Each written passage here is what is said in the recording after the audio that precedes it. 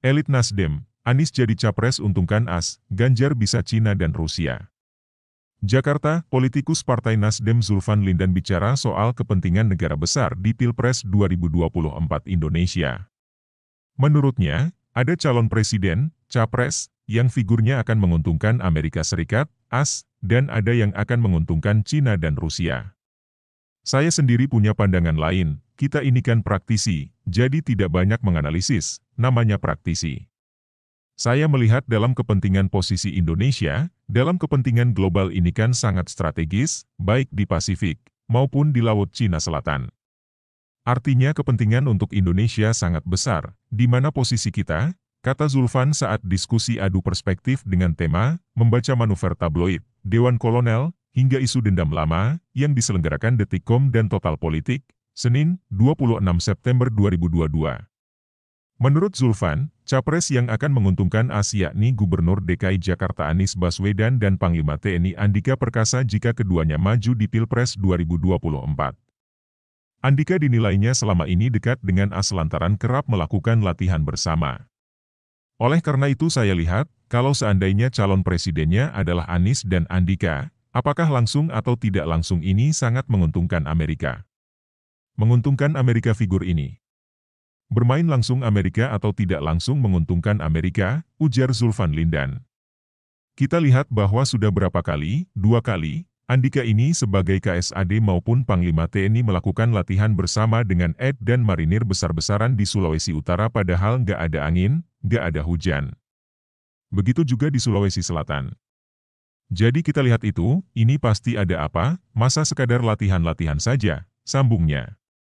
Sementara, Anies dinilai Zulfan akan menguntungkan AS lantaran selama menjabat tidak pernah berkunjung ke Cina dan Rusia. Zulfan bahkan menyebut Anies sebagai the second golden boy of America. Kemudian, Anies sebagai gubernur, nggak pernah dia, katakanlah kunjungan ke Rusia, kunjungan ke Cina, nggak pernah dia. Amerika melihat ini memang ya the second golden boy. Tetapi itu salah nggak? Ya nggak salah, ucap mantan politikus PDIP itu. Di sisi lain, Zulfan Lindan juga menilai posisi Ketum Gerindra sekaligus Menhan Prabowo Subianto terkait kepentingan global lainnya. Menurutnya, Prabowo cukup dekat dengan Amerika Serikat, Cina, dan Rusia.